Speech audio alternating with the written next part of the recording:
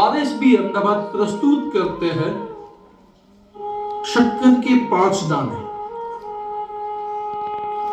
मानवकल द्वारा लिखित एक मर्मस्पर्शीय नाटक जो एक साधारण मनुष्य की ठीक ठाक जिंदगी और उसके अस्तित्व की गहरी परतों को उजागर करता है। निर्देशक प्रतीक आर दवे। यह नाटक इस सफर को दर्शाता है कि क्या एक साधारण इंसान भी अपने भीतर छिपे कवि को खोज सकता है या केवल परिस्थितियों के चक्रव्यूह में घूमती एक चींटी मात्र है। कलाकार कविता गानेकर, देवदत्त जानी, शिवम लोधी, विश्वनाथ प्रताप आर्या, राहुल शॉ, निकुंज डोडिया एवं प्रतीक आर दवे। तो आइए, आज की प्रस्तुति है शक्कर के 5 दाने।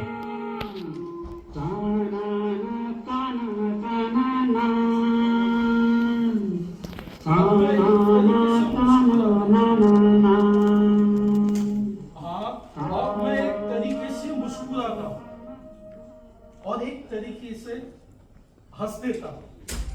जी हाँ, मैंने जिंदा रहना सीख लिया है।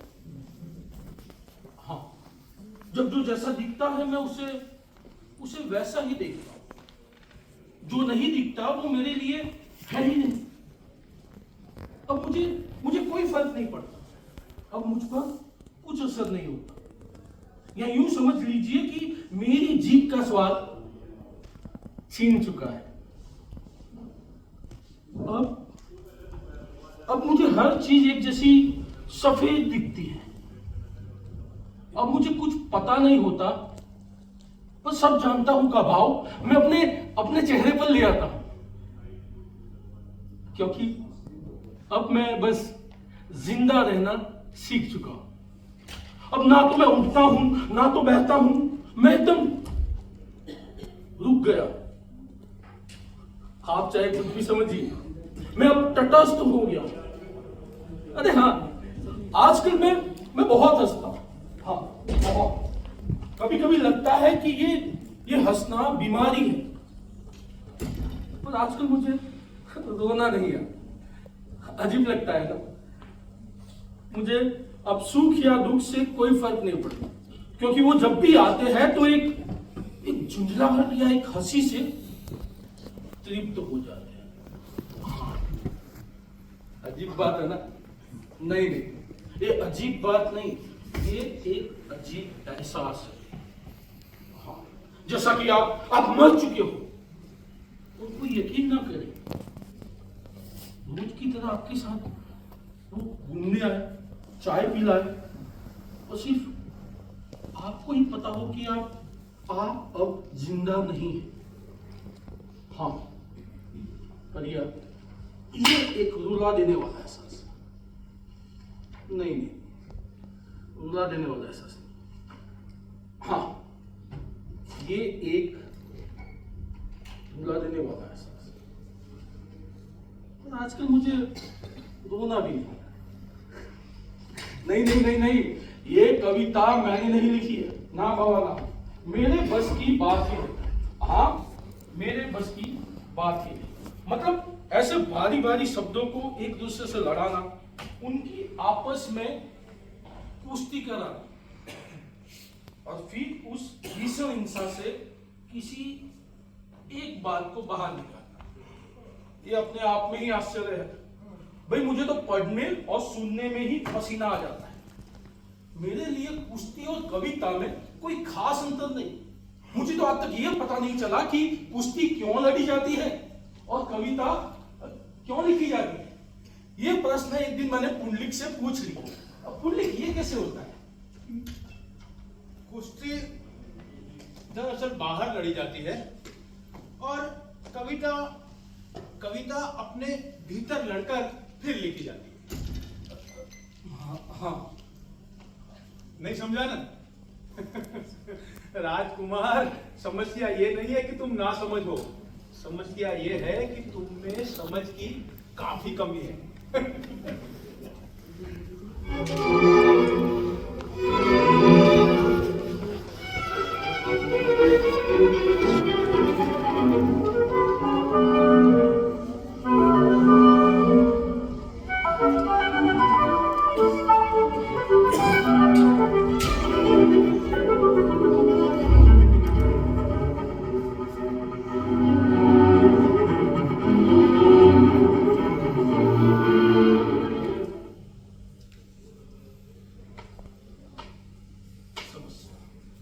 समस्या समस्या समस्या। मैं समस्या के पहाड़ पर घूम रहा हूं। समस्या जब आती है तो अपने साथ हल भी लाती और उस हल के चलते समस्या फिर उगाती। कहते हैं कि जिसके जीवन में समस्या नहीं, मानो उसने जीवन जिया ही नहीं। मतलब मैंने अब तक अपना जीवन जिया ही नहीं। जबकि समस्या शब्द मेरे लिए बहुत बहुत पसंदीदा शब्द है। मैं हमेशा से चाहता था कि मैं समस्याओं से घिरा रहूं, चारों तरफ समस्याओं के पहाड़ हो जिन्हें मैं चीरता हुआ उन्हें पार कर सकूं। मेरी ऐसी किस्मत का कि मुझे समस्या नसीब हो। हाँ, कुछ दिक्कतें आई, पर आप उसे समस्या जैसा खूबसूरत नाम नहीं दे सकते। पर आज मैं बहुत खुश, हाँ बहुत खुश। इस चिट्ठी के रूप में आज मेरे पास एक ऐसी चीज आई है जिसे मैं समस्या कह सकता हूं। आज मैं वो सारी वाक्य बोल सकता हूं जो मैं बरसों से बोलना चाहता था।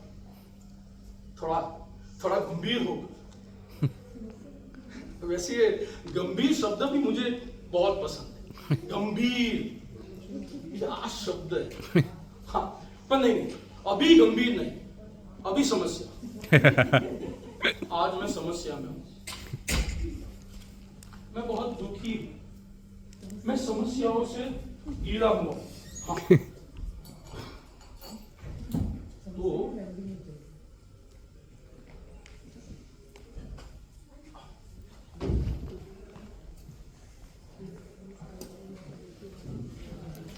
हो गया।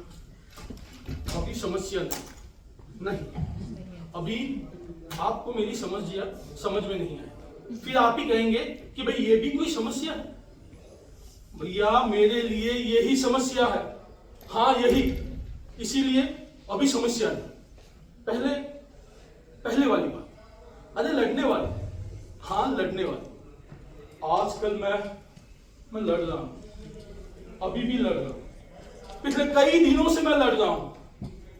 फिर मेरी समझ में आया कि अगर लड़ना इसे ही कहते हैं तो ये तो मैं बहुत पहले ही शुरू कर चुका हूं। असल में मैंने लड़ना तब शुरू किया था जब मेरी अकल की दाढ़ निकली। वैसे अकल की दाढ़ जिस उम्र में निकलनी चाहिए, मेरी समझो 10 साल बाद ही निकली थी। पता चला कि मैं एक ऐसा आदमी हूं जिसे बहुत बहुत कम लोग ही पसंद करते। कम लोग यानी 2-4 लोग। और उसमें से एक थी मेरी माँ। अरे उसे मुझे डांटने और मुझ पर खींचने का बहुत शौक था। हाँ, वो मेरे बगैर रह ही नहीं सकती। असल में मेरी माँ अपने विकराल स्वरूप को दिखा। हाँ, मैं तैयार हो जाता उसके अजीब से चेहरे की बनावट को देखने, और वो गाड़ीदार जूरिया, वो जूरीदार चेहरे पर गाड़ीदार जूरिया, और अपने हाथ को ऊपर करके अपने छोटे कद को विकराल दिखाने के माँ के सारे नृत्यों का मैं आदी हो चुका था। और आपको बता दूं, हम दोनों एक दूसरे को बहुत बहुत पसंद करते हैं।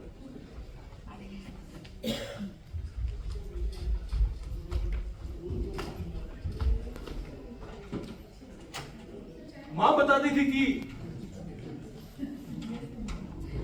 जब मैं छोटा था तो बहुत मोटा था। लोग कहते थे कि पैदा होते ही अपने बाप को खा गया, इसीलिए मोटा है।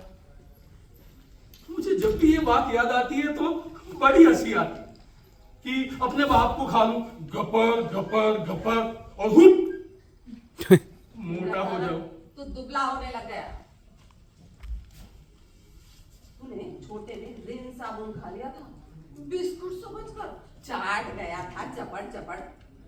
अभी थोड़ी ही दूर चला था कि गिर पड़ा। देख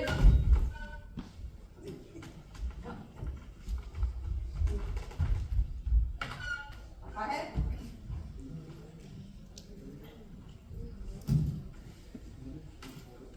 माँ ने मदर इंडिया फिल्म देखी। मैंने मुझे झट से गोद में उठाया और भागी अस्पताल की ओर। बेजू बेजू।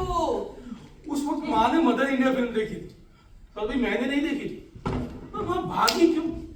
आपको बता दूं, असल में मेरी माँ की भूमिका एक बार जी भरकर निभाना चाहती, सो उन्होंने निभाई। पता है 1.5 किलोमीटर भागी थी तुझ जैसे मोटे ताजे बच्चे को लेकर। अब जब अस्पताल पहुंची तो डॉक्टर ने मुझे डांटा, कहा कि आपके भागने की वजह से आपके बेटे ने जो रिन साबुन खा लिया था ना, वो अब धार बनकर चारों तरफ से निकल रहा है। अरे डॉक्टर ने 2 मग्गे भरकर पानी भी निकाला था, कहा था एहतियात बरतना, बहुत कमजोर हो गया है, कई दिनों तक संभालना पड़ेगा।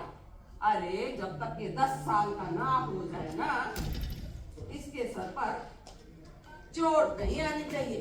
तू क्या बैठा बैठा देख रहा है? तो चल जा पढ़ाई करने के लिए।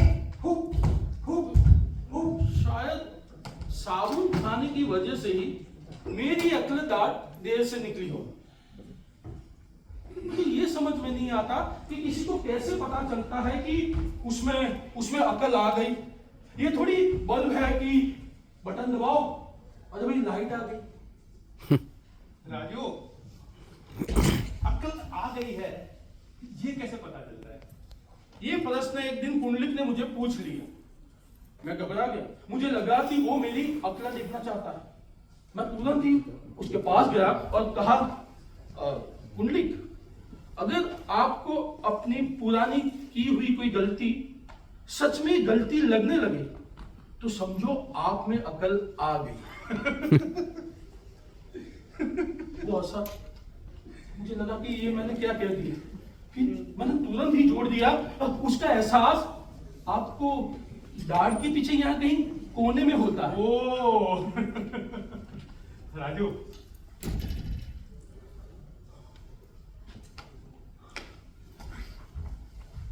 क्या जवाब दिया उसने, क्या जवाब, मेरी कुछ समझ में नहीं आया।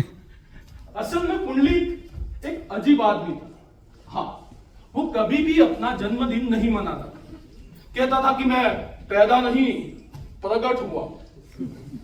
असल में मेरे लिए वो प्रकट ही हुआ। वो मेरी माँ का भाई था। हाँ, और एक दिन वो अचानक हमारे घर पर रहने आ गया। मैं मेरी माँ को इतने सालों से जानता हूं, क्या मेरे अलावा मेरी माँ का कोई अपना हो सकता है? पता नहीं। हाँ, पुंडलिक अपने आप को महान कवि और मुझे महान श्रोता कहता था, और हमारा कवि और श्रोता का संबंध थोड़ा उल्टा था। वो जब भी अपनी कविता सुनाता, उसके बाद वो मेरी तारीफ करने लगता था।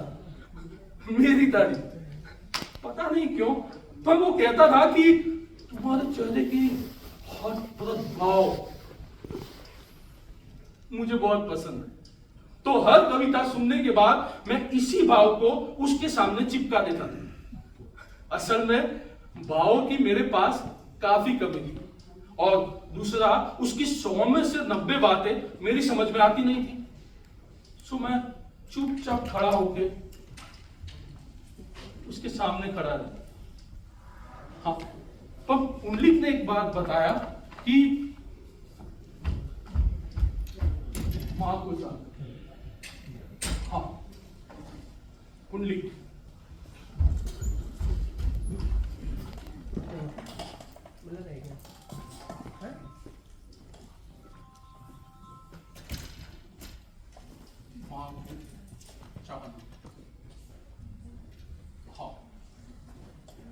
चाहना नहीं, अभी माँ को चाहना।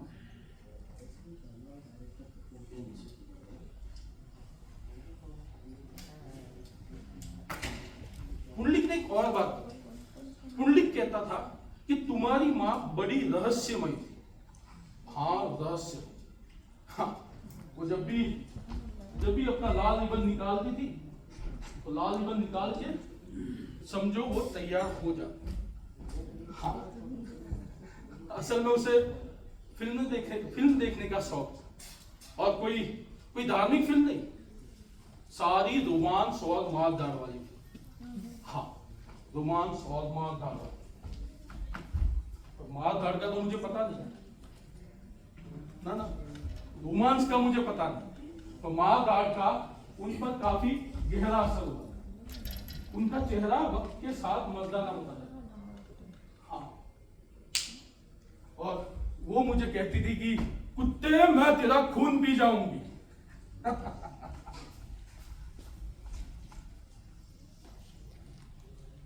कुंडली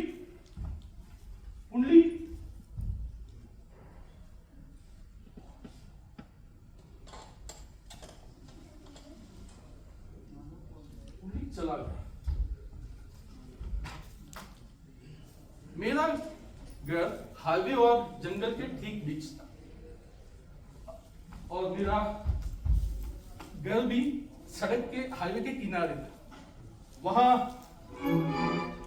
सड़क की उस तरफ एक ढाबा था, जहां अजीब सी शक्ल के लोग रोज आते और खाना खाते। मैं दिन में सड़क की उस तरफ कमी जाया किया करता था। मेरा काम था सुबह 5 बजे उठ के जाना। हाँ, असल में मैं सुबह 5 बजे उठ के चक्कों के पीछे कुछ लिखने जाया किया करता।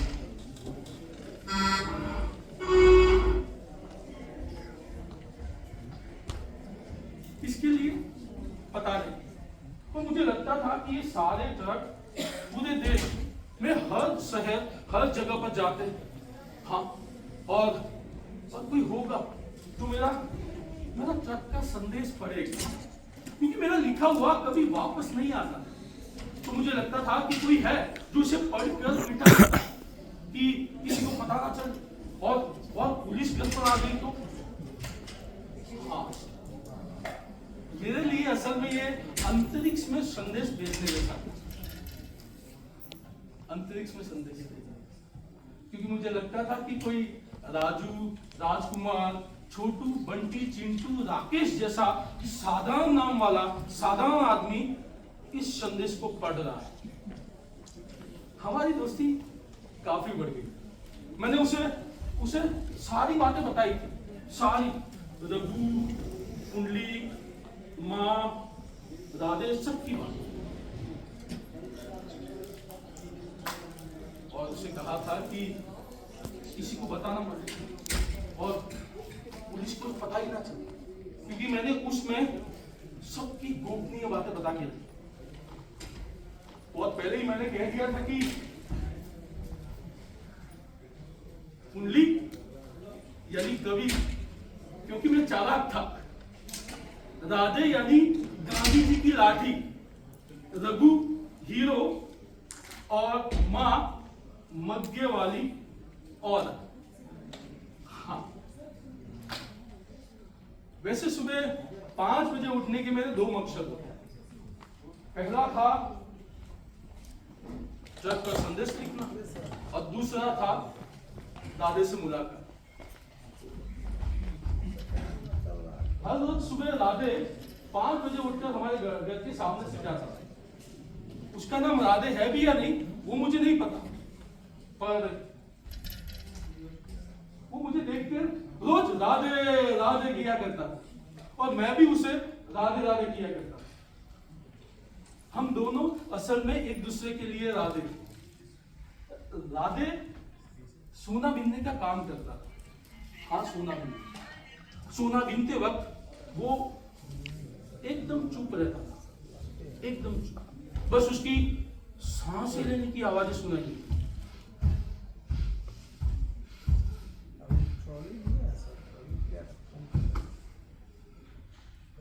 राधे गांव से एक ही बार बाहर गया और वो भी उसकी पहली और अंतिम यात्रा थी।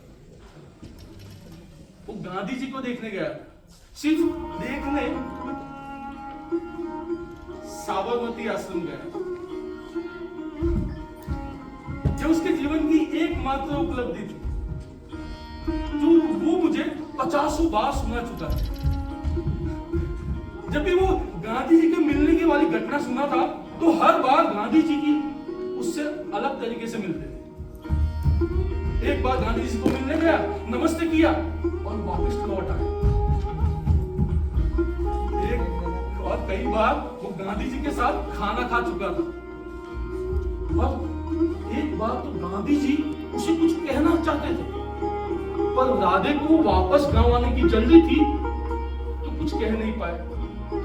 पर एक बात तो गांधी जी ने राधे से कह ही दिया, राधे, मैं अब थक चुका हूँ, अब तुम गांधी बन जाओ। सोना बिनते वक्त राधे कम बातें किया करता था, एकदम कम।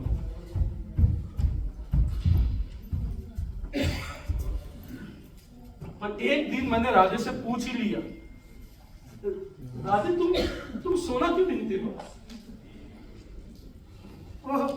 वो मरने से पहले मैं एक बार वैष्णो माता के दर्शन करना चाहता हूँ। माता, तो कितने पैसे चाहिए वहां जाने के लिए? कम से कम 1000 तो लगेंगे ही। 1000 रुपया? और तुम्हारे पास नहीं है? हाँ, है ना, है ना।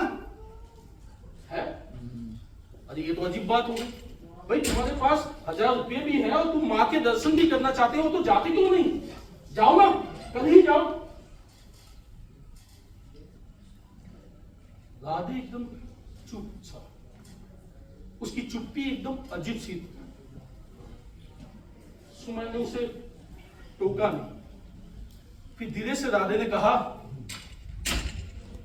गांधी जी से मिलने के कुछ समय बाद गांधी जी की मृत्यु हो गई थी। मुझे बहुत दुख हुआ। हमारे गांव में एक गांधी पार्क और उनके पत्थर की मूर्ति की स्थापना हुई। मुझे लगा गांधी जी ने जरूर मरते वक्त कहा होगा कि एक मूर्ति राधे के गांव में जरूर लगाना। मैं घंटों उनकी मूर्ति के सामने खड़ा रहता था। गांधी जी भी मेरी तरफ देखते रहते थे। मुझे लगा वो मुझसे कुछ कहना चाह रहे हैं, पर चूंकि पार्क में भीड़ बहुत होती है इसीलिए कुछ कह नहीं पा रहे हैं। फिर एक रात तो मेरे सपने में आए। असल में वो नहीं आए, उन्होंने मुझे अपने रास्ते में बुला लिया। मैंने देखा गांधी जी बहुत भीड़ है। उन्होंने मेरी तरफ देखा, बोले राधे बापू।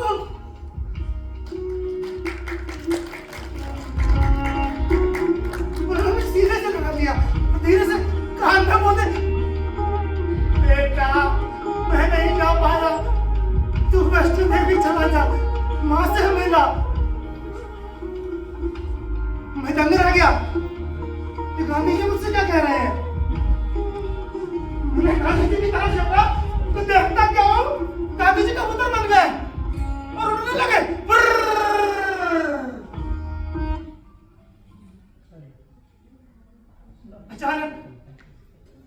अचानक मेरी नींद खुल गई। सुबह होते ही मैं गांधी जी से मिलने गांधी पार्क गया और देखता क्या हो, वही कबूतर गांधी जी की मूर्ति के ऊपर बैठा है। सपना सच्चा था, एकदम सच्चा। उस वक्त तक मैं एक बार ही गांव के बाहर गया था, तो बहुत डरा हुआ था। बहुत कोशिश की पर जा नहीं पाया और जाना भी नहीं चाहता। मैंने अपना जीवन चाहे जैसा भी हो एक ही आशा में जिया है कि एक दिन वैष्णो देवी जाऊंगा, जरूर जाऊंगा।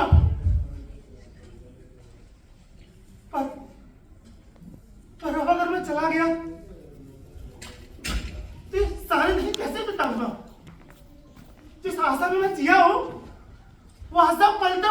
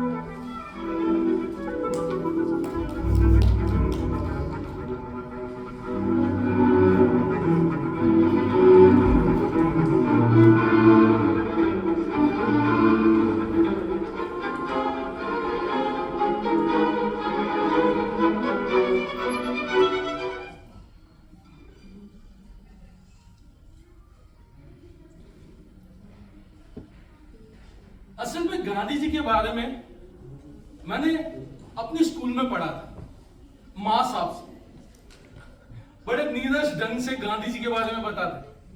ना तो हमें गांधी जी के बारे में सुनने में मजा आता था, तो ना ही माँ साहब को गांधी जी के बारे में बताने में मजा आता। और भाई मुझे तो बिल्कुल भी नहीं, क्योंकि तब तक मैं रघु के विशाल और चमकदार संसार में प्रवेश कर चुका था।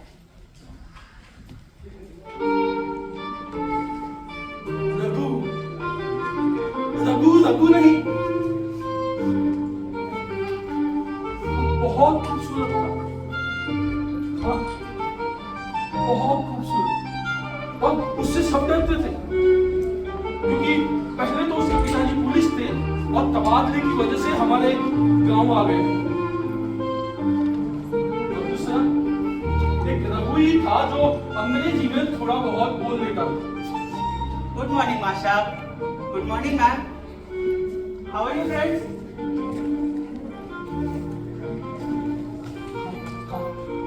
मेरी मेरी 9 से 11 कक्षा तक रघु से बहुत बनती। हमारे लिए वो कृष्ण था, कृष्ण। उसकी बांसुरी पर मेरे जैसी कई गायें उसके आगे पीछे मंडराती रहती थी। आपको बता दूं कि रघु रघु नहीं, वो हिरन, बब्बर शेर और घोड़े का अजीब मिश्रण था। हाँ, और जब भी वो क्लास में आता था तो उसके आने से पहले वो नहीं, उसकी आवाज आती। Sorry, sir. May I come in, sir? हाँ, टप टप टप, ये उसके हील वाले लंबे लाल जूते थे। वो जब भी क्लास में आता तो माँ साहब भी डर के कुर्सी छोड़ देते थे। रघु बहुत रंगीन था, बहुत रंगीन। पूरा गांव एक तरफ और रघु एक तरफ। हाँ, और वो कहता था कि उसके घर पर कोई भारतीय नहीं पर विदेशी भगवान की मूर्ति लगी है। वो किसी विदेशी भगवान को मानता था। वो भगवान है, वो मेरे भगवान है। हाँ, मेरे भगवान। तुम्हें पता है मेरे भगवान में वो फुर्ती है। हाँ, वो फुर्ती है ना कि जब वो सोने जाते हैं और जैसे ही बटन दबाते हैं ना तो बल्ब बाद में बुझता है, उससे पहले मेरे भगवान सो जाते हैं। हाँ, एक दिन मैंने रघु से पूछ ही लिया कि रघु, कौन सा धर्म चलाते हैं तुम्हारे भगवान?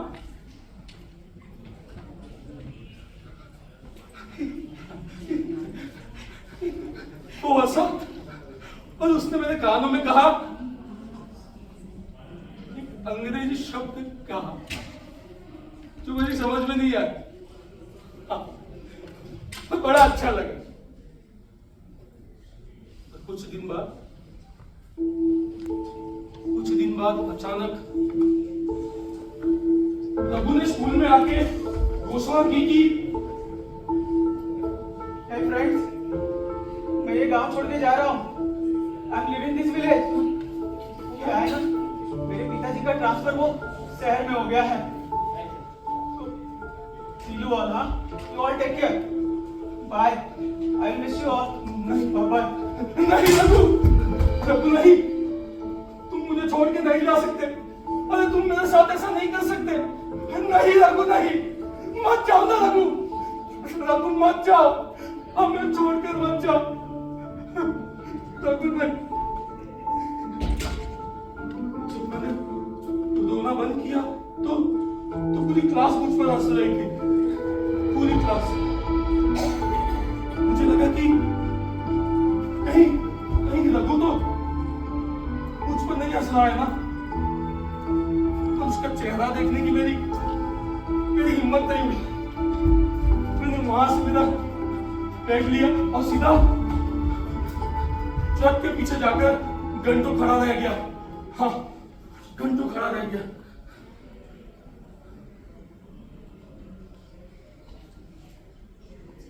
मैंने अब स्कूल जाना बंद कर दिया।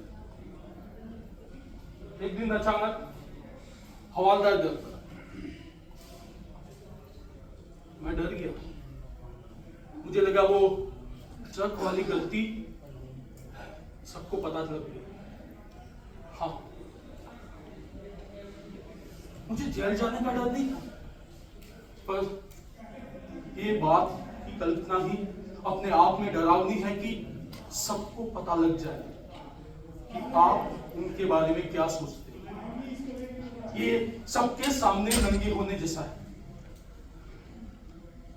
मैं तुरंत गया, हवलदार ने मुझे बैग दिया और कहा कि रघु साहब जाने से पहले ये बैग आपको देने का कह गए थे।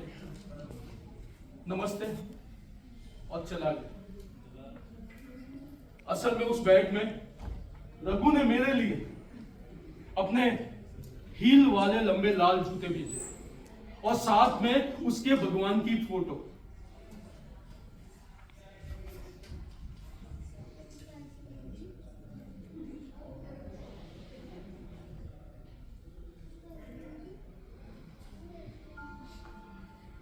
जूते,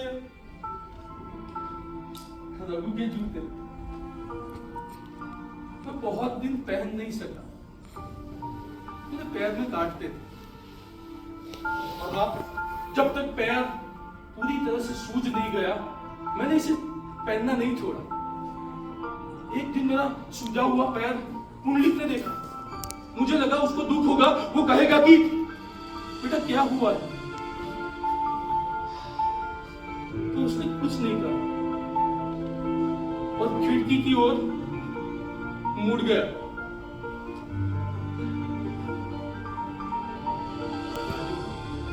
जूता जब काटता है तो जिंदगी काटना मुश्किल हो जाता है, और जूता काटना बंद कर दे तो वक्त काटना मुश्किल हो जाता है। जूते घर का हिस्सा नहीं बन पाए, बहुत दिन तक वैसे के वैसे पड़े रहे, कतई घर का हिस्सा नहीं बन पाया। पर ये नेक काम एक दिन मेरी मां ने किया। उन्होंने इन दोनों जूतों को तो गमले का स्वरूप दे दिया। हाँ, मैं देखता रहा, पर कुछ कहा नहीं मैंने। मुझे बहुत बुरा लगा क्योंकि वो जूते रघु के जूते, पर मैं कुछ नहीं बोला, कुछ भी नहीं, क्योंकि जो संवाद मेरे और रघु के बीच में पहले से तय हो चुके थे, उसे मैं अब तोड़ना नहीं चाहता।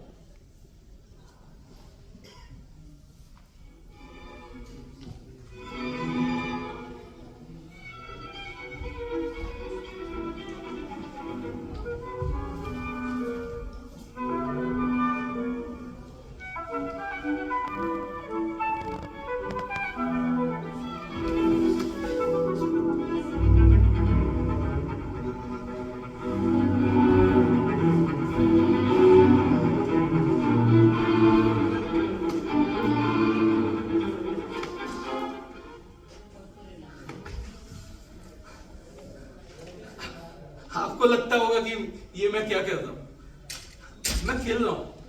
हाँ, सही में खेल रहा हूं। एक दिन क्या हुआ कि मैं घर पर बैठा था तो मुझे एक रेल दिखी, चींटियों की रेल। हाँ, एक ही लाइन में रिदम से चली जाती। पता नहीं लगा कि ये चींटियां कहां से आती है और कहां को जाती है।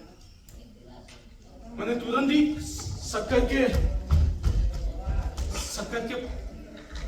दाने मैं ले आया और अपने घर के दरवाजे को बंद कर दिया, पूरे बहार को बंद कर दिया, तो मुझे भीतर की दुनिया एकदम साफ दिखने लगी। हाँ, फिर मैंने शक्कर के दाने जमाने शुरू किए। रेल की चींटियों की रेल के बगल में 2 दाने आगे, तीसरा दूर, चौथा थोड़ा दूर और 5वां सबसे आखिर। 2-3 चींटियां शक्कर के दानों की ओर मुड़ी। मुझे बहुत अच्छा लगा। हाँ, और रेल पूरी गुम चुकी थी। मैंने देखा कि जैसे ही चींटियां आखिर के 5वें दाने तक आती थी, तो मैं आगे के 2 दाने उठाकर उसके आगे रख देता था। हाँ,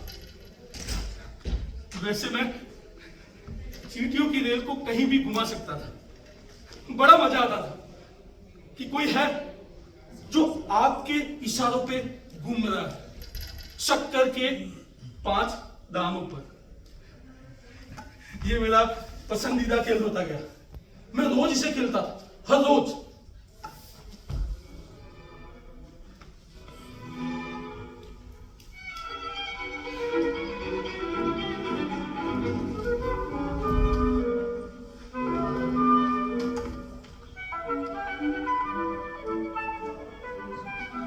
पर एक दिन अचानक ये खेल खेलते खेलते मुझे लगा कि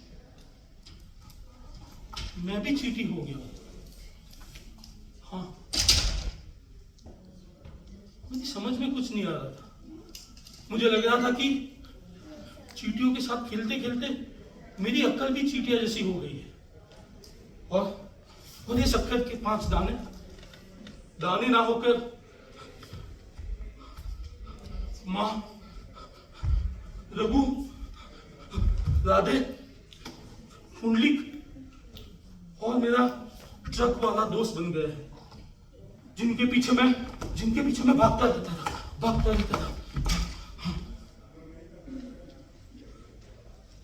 फिर पता चला कि कोई है जो मेरे साथ खेल खेल रहा है। जैसे कि मैं चींटियों के साथ खेलता हूं, पर चींटियां मेरे साथ नहीं खेल रही होती। क्या पता चींटियां किसी और के साथ खेल रही हो, और वो कोई और चींटियों के साथ ना खेल रहा हो।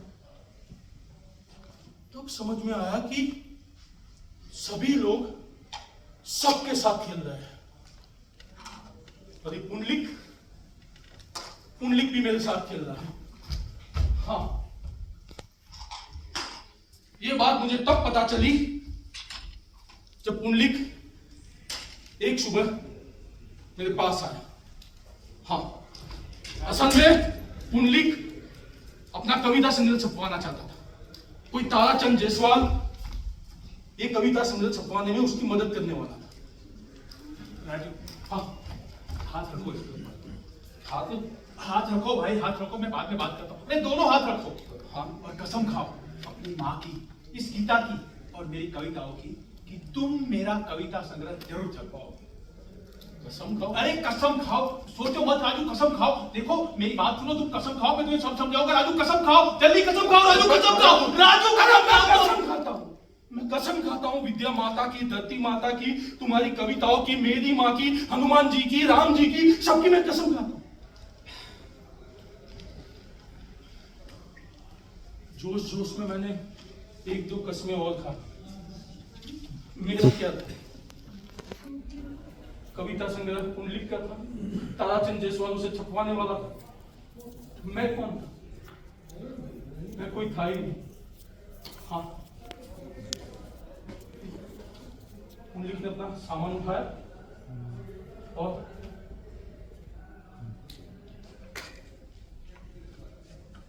घर छोड़कर निकल गया। पुंडलिक, कहाँ जा रहे हो भाई?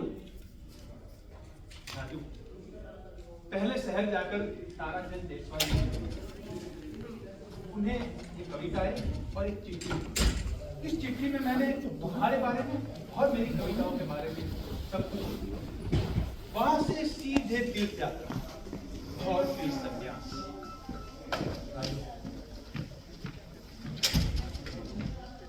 मैं तुम्हें कुछ देना चाहता हूं। मेरे जाने के बाद तुम्हें पता चल जाएगा। अपना ध्यान रखना। और कुंडली कुंडली इतना कह के वो चला गया। कविताओं के बारे में क्या लिखा, वो मुझे क्या देना चाहता था,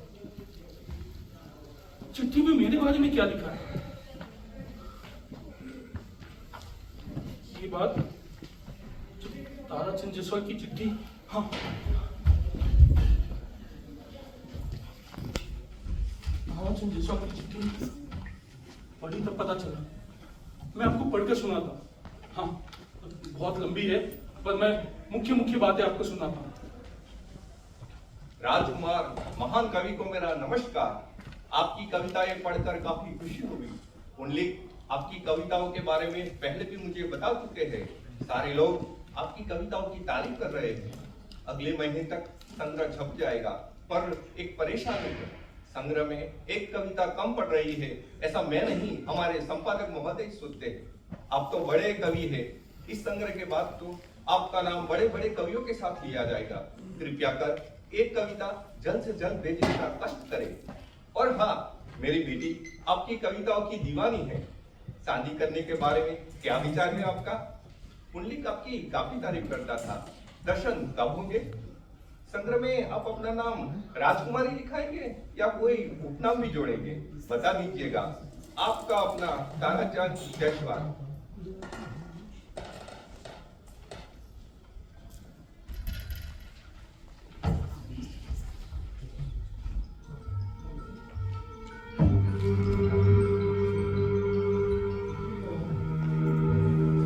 समस्या भयानक रूप ले चुकी थी। मैंने कसम क्यों खाई? अब बचता रहा। हाँ, पुंडलिक, असल में मैं भी चाहता था कि पुंडलिक का कविता संग्रह छपे, पर इस तरह से नहीं। मैंने उसके जाने के बाद उसकी सारी कविता की डायरी देखी कि कहीं कुछ मिल जाए, कहीं 2-4 लाइन या कुछ भी मिल जाए, पर कहीं कुछ नहीं मिला, कुछ भी नहीं। फिर मैंने पेन उठाई और उसकी तरह लिखना शुरू किया। पुंडलिक की तरह सोच कर लिखना शुरू किया।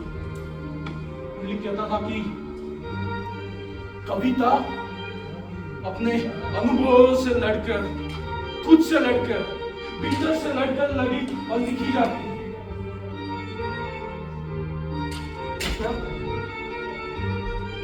ये बात मुझे तब भी समझ में नहीं आई थी और आज भी समझ में नहीं आ रही। कविता कैसे लिखूं? पर हाँ, ऐसा नहीं है कि मैंने कुछ भी नहीं लिखा। हाँ, मैंने कुछ दिन पहले ही ताराचंद जायसवाल को जो चिट्ठी भेजनी है उसकी शुरुआत और उसका अंत लिख दिया है। नमस्कार ताराचंद जी, कैसे हैं आप? मैं ठीक हूं, आप भी अच्छे होंगे। मेरी कविता निम्नानुसार है। और अंत लिखा है, ये कविता ठीक है, मैं भी ठीक हूं, गलती माफ। ये कविता भेजने के बाद मैं ये घर, ये शहर, ये देश छोड़कर जा रहा हूं। मेरा पीछा करने की कोशिश मत करना। कविता संग्रह जरूर छापना। हाँ, आपका आज्ञाकारी कवि राजकुमार गंभीर। गंभीर शब्द मैंने जोड़ दिए। वैसे मुझे समस्या शब्द भी बहुत पसंद था, पर ये अच्छा नहीं लगता कि राजकुमार समस्या गंभीर। सो मैंने समस्या को निकाल फेंका और सिर्फ राजकुमार गंभीर कर दिया। इतना तो मैंने कर दिया, पर अब कविता कैसे लिखूं? हाँ, कविता कैसे लिखूं? लिख लिख लिख। एक दिन पुंडलिक ने कहा था कि वो अपनी मां के पास उनके अंतिम दिनों तक रहा था और उनकी सेवा की थी। मैं भी कल्पना करने लगा कि मैं भी मेरी मां के अंतिम दिनों पर उनके साथ रहूंगा। हाँ, उनके साथ। सबसे पहले तो मैं उनके हाथ से वो मग्गा और फिर अपने हाथों से लाल रिबन पहना कर उन्हें फिल्म देखने ले जाऊंगा। क्योंकि मेरी बड़ी इच्छा थी कि मां लाल रिबन पहन के फिल्म कैसे देखती होगी, इंटरमिशन में क्या करती होगी, अरे टिकटों की लाइन में कैसे खड़ी रही होती।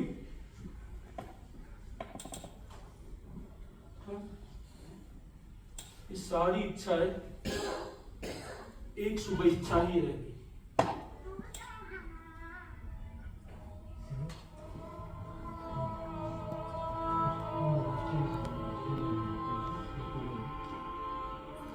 सुबह देखा तो मां पलंग पर नहीं,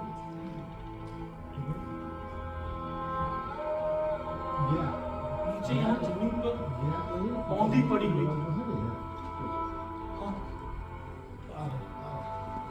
मैंने देखा मां मां मां, मैंने मदर भी बोला, मदर मदर। मैं डर गया, मुझे लगा मैं कुंडली कुंडली, और उसके पहले मैंने मां के बालों से उसका लाल रिबन निकाला और अपनी जेब में डाल दिया, क्योंकि मैं नहीं चाहता था कि मां की फिल्म देखने वाली बात किसी को पता चले। कुंडली कहा, कुंडली मां मां, कुंडली मां, तैयारी करो राजू। है? क्या ये कैसे हो सकता है? ये नहीं हो सकता। कि दुख से ज्यादा आश्चर्य था, क्योंकि मां से पहले इस घर को बनना चाहिए था, क्योंकि मां हमारे साथ नहीं इस घर के साथ रहती थी। इसे ही पहले जाना चाहिए था। मैंने मां को पलटाया, उनके सिर के नीचे तकिया रखा और उनकी कड़क सूखी देह को मैं देखता रहा।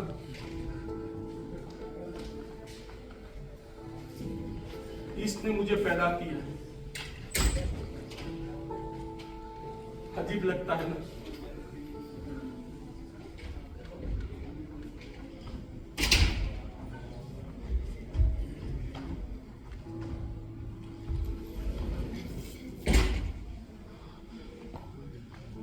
मैंने फिर मां की चिता को अग्नि दी। मेरी मां का जलना मैं देख रहा था।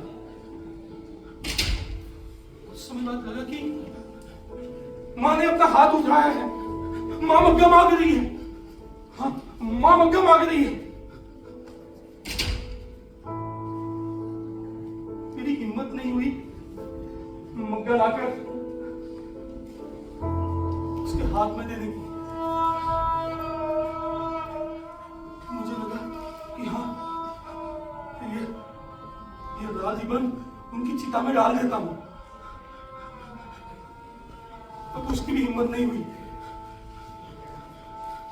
मैं चुपचाप अपनी मां का जलना देख रहा था। लकड़ियों के बीच में जल रही थी वो जलती हुई मेरी मां थी। मेरी मां। घर वापस लौट रहा था तो रास्ते में ख्याल आया कि घर नहीं होगा, शायद टूट गया होगा। कहीं ना कहीं कोई दीवार पर दरार आई होगी। ऐसा कुछ नहीं था, आप यकीन नहीं मानेंगे, ऐसा कुछ नहीं था। सब कुछ एकदम सामान्य, एकदम सामान्य।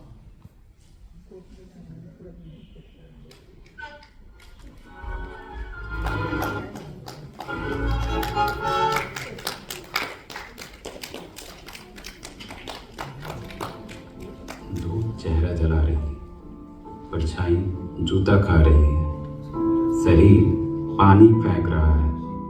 एक दरख्त पास आ रहा है, उसकी आंचल में मैं पला हूँ। उसकी वात्सल्य की सांस पीकर आज मैं भी आ रहा हूँ। आप विश्वास नहीं करेंगे, पर इस जंगल में एक पेड़ ने मुझे सींचा है। मैं इसे माँ कहता हूँ।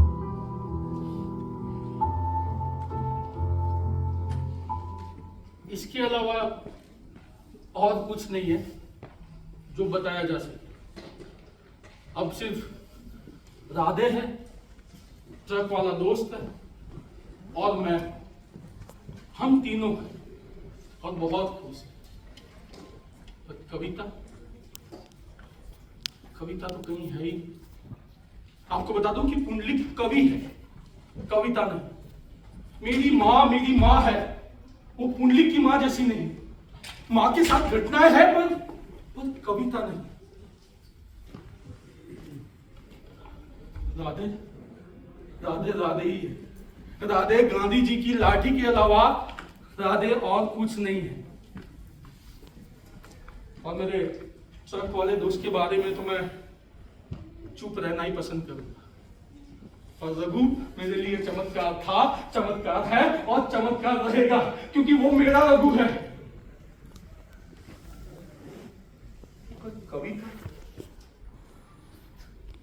कविता तो कहीं है ही। पुंडलिक मुझे माफ कर देना, मुझे माफ कर देना। मुझसे ये नहीं होगा, मुझसे कविता नहीं लिखी जाएगी। हाँ, इतनी सारे कस्में खा चुका हूं। वहां ताराचंद जायसवाल मेरा इंतजार कर रहा है और मैं शब्द भी नहीं लिख पा रहा हूं। पुंडलिक माफ करना, कसम वसम चूल्हे में वसम, सड़ी सुपारी बन में डाली, सीता जी ने कसम उतारी। नहीं, ये सब कुछ काम में नहीं आएगा। मैं अपने आप को ही बहला रहा हूं। मुझे लिखना पड़ेगा, मुझे कविता लिखनी और मैं लिखकर रहूंगा।